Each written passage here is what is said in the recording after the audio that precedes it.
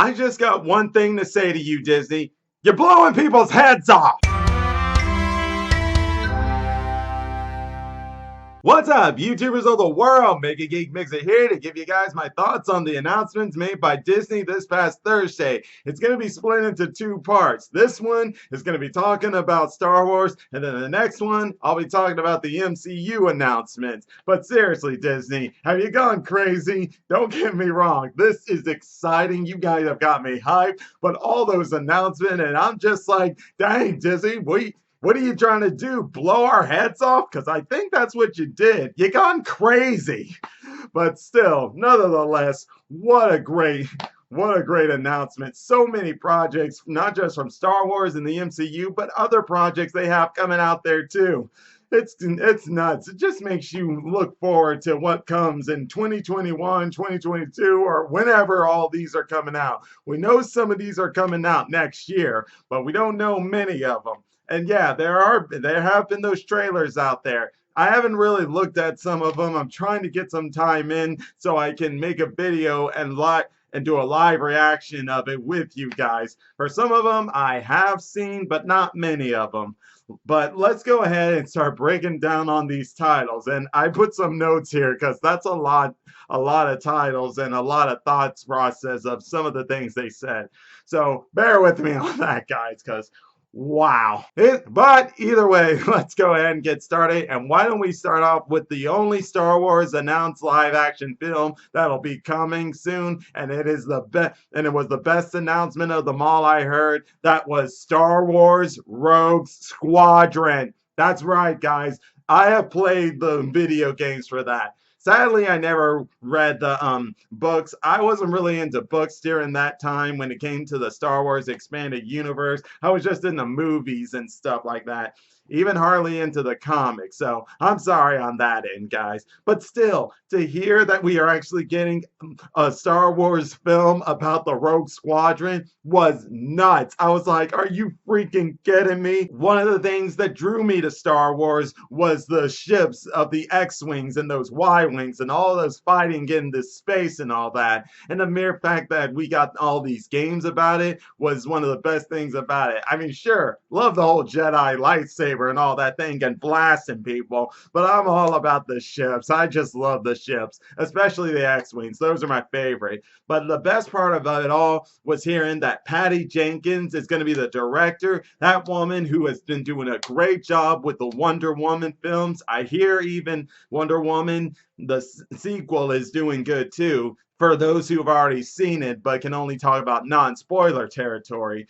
And in the mere fact that this holds a personal connection to her with the whole fighter planes and everything makes it better. But what even made it even more better is that we're getting an original story with a few influences from games and videos. So guys, no doubt, expect this to be great. At least I have high expectations to be great because Patty Jenkins has done a great job as a director when it comes to things she's personally interested in or whatever. All I know is I'm excited.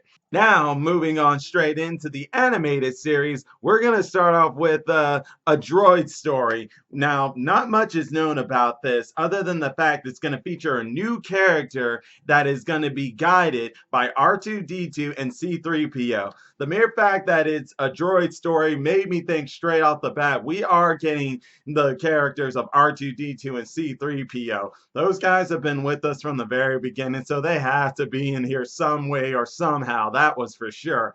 And I am curious to know, what will this new character be? A human character, a droid or something? Will this also be a time when R2-D2 and C-3PO were in the service of Alderaan after Revenge of the Sith? I don't know, but I am very curious on that end. And let's go. And then there was another one called Star Wars Visions. Now this one is an original series and they're going to be animated short films.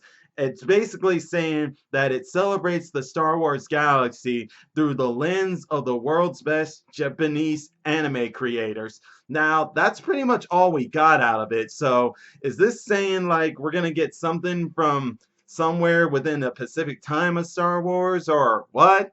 I don't know. But the mere fact that they're saying that we're going to be celebrating the Star Wars galaxy through the lens of the world's best Japanese anime creators has me very interested in that end. And then finally, we get to the best one of all, Star Wars Bad Batch.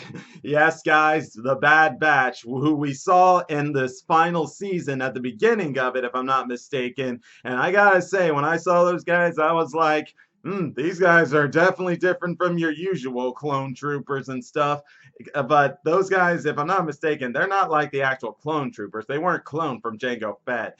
I need to rewatch that episode just to get a memory refresher. But one thing that has been told is that it is going to be telling about them making their way through the galaxy as mercenaries during the early days of the Empire. And I did take a little sneak peek into the trailer. I didn't look at too much of it. It's more like I just flipped through some of it just to see it. And one thing that caught my eye is an animated character that looks like Fennec Sharp in the Mandalorian series. If you guys know who I'm talking about, better yet, you're seeing the picture of it, so I'm sure you know who I'm talking about. But either way, is that Fennec Sharp or just somebody with a similar equipment and helmet to hers?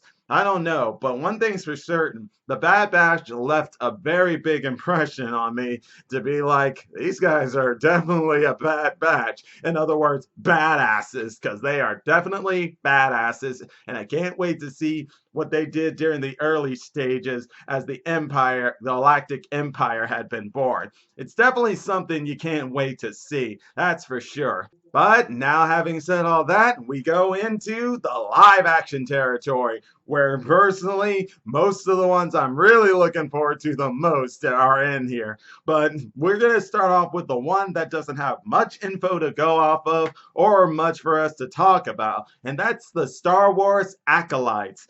They say this show will focus on the emergence of dark side powers in the final days of the High Republic era. And I did look into this High Republic era, and it doesn't look like there's much info to go off of. When they said High Republic era and emergence of dark side powers, I was thinking, could this be sometime during when Darth Revan was around? Because personally, that is one of the shows I am looking forward to the most. I want them to do with this. A movie, an animated series, a live action series, I don't care which one. I just want us to finally have a live action of Darth Revan. The guy, I have read up on the history of this guy and his life from being a Jedi and a Sith and all that other stuff that happened to him. They've got to make a video. They got to make some sort of media for this guy other than comic books and all that. We need an actual live action animated or movie of this guy.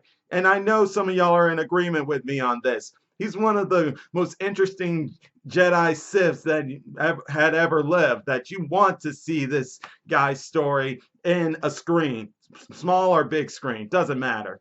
But either way, though, one thing's for certain is that it's during a High Republic era, and they say those words during some tough times, even tougher than before the prequels, sequels, and all that. So it'll be interesting to see where it would go from there. Now, moving straight on in, we are also going to now talk about Star Wars ANDR.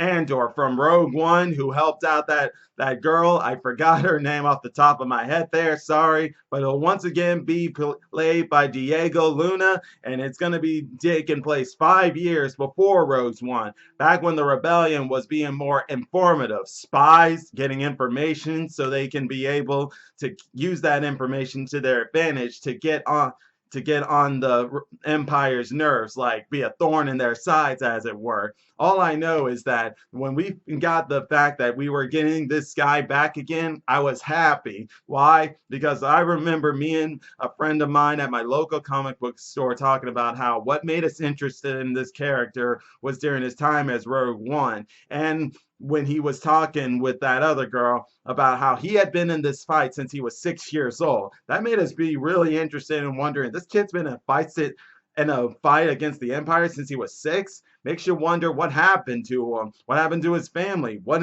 made him do this to be in this fight for 6 years. Now, it's clear that this takes place way before he was 6 years. like I believe he was 26 when he died in the film, and this takes place 5 years, so he's 21 coming in this film. So it'll definitely be interesting to see what comes forward in this one for that one. And then there's also the fact we are also getting the Lando series. Now, we don't know much about this one either. We don't know if Donald or the other guy who played him will be reprising their role. All we just got is the title for now, but I'll be interested to see what goes on from there in that one. Now, moving straight on in, we're going to also talk about the last four, well, three that interest me the most with these live action. And that is first the Kenobi series, Obi-Wan Kenobi series, which tells us his story of what he's been doing during his exile time on Tatooine. We all know for a fact that he spent most of his time watching over Luke from a distance and everything, and he and Luke's Uncle Owen don't have the best relationship, but it also will help us maybe get some feedback in on those characters. And Beru, Uncle Owen, a little more on them. I'm interested in that. But also, we know that this takes place 8 years after Revenge of the Sith. It'll be composed of 6 episodes, and yes, of course, we are getting back Ewan McGorry? Yeah, McGorry. I'm sorry, guys. That name, I'm bad at names. Bear with me. It's just me. But either way, him and Hayden are going to be back. Meaning, the guy who played as Obi-Wan in the prequels and the guy who played as Darth Vader in the prequels, we're getting them back, and I am psyched. Now, is this saying we're going to somehow see scenes of Darth Vader in the series? Maybe, but mostly probably through visions or flashbacks or something. Either way, it'll still be great to see him back. I'm going to be enjoying this. But also, in the fact that there is a rumor going around saying that Tomorrow Morrison, who plays as Boba Fett, will be coming back and will be making an appearance in this series, but not as Boba Fett. So does this mean we could probably be getting Rex in this series? If we do, I'm all in. But definitely, this Kenobi series is one I'm looking forward to. But now, having said all that, we got to talk about the big two that have a very big connection, that will have a very big connection with Star Wars, The Mandalorian, and that is Ahsoka and the Rangers of the New Republic. Now, first off, for the Ahsoka one, we know that Rosario Dawson will be playing this, and this takes place during the whole Mandalorian thing. Same with the Rangers of the New Republic. It's all going to be taking place in time during the events of the Mandalorian. So, and because they've also mentioned that these shows are going to be interconnected with their stories that'll eventually culminate into a climactic story event, meaning a big story event where all 3 shows come together, kind of like Crisis on Infinite Earth with the CW shows. And the mere fact that we're going to get that, I am very psyched, and no doubt it's all going to have to do with Grogu and Moff Gideon and some remnants of the Empire right there. Now, will this all in the end connect also to how the sequel trilogies began? Maybe. We don't know yet. But one thing's for certain, I am definitely psyched for it. Now, as for Rangers of the New Republic, they haven't said exactly who's all starring in that. Now, I'm believing that it's going to be Cara Dune's character along with some other characters. And just on a quick note there, I don't care about Cara Dune's actress and what she said. That's her opinion. Fine. It doesn't affect how I feel about her with her job. But that's just me saying that. You guys don't have to. If you guys don't like her for what she said, that's fine. I don't really agree with her, but that doesn't mean I don't want her fired, because she does a great job with her character. But now, having said all that, guys, I've pretty much gone on about what I need to say, all I needed, because man, that was just a lot to unpack, and I just can't tell you how psyched I am for it, especially Mandalorian, Ahsoka, Rangers of the New Republic, and what the climactic event will be that brings these 3 shows together in the whatever kind of final battle they'll be in. And I would suspect that in both Ahsoka, we'll also maybe see Bo-Katan interact with Ahsoka a bit more there too. We already know she's in Mandalorian. I suspect she's even going to be in this last episode we got coming here in a few days.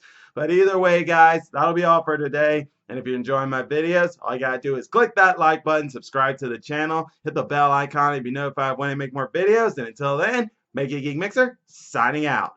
Bye!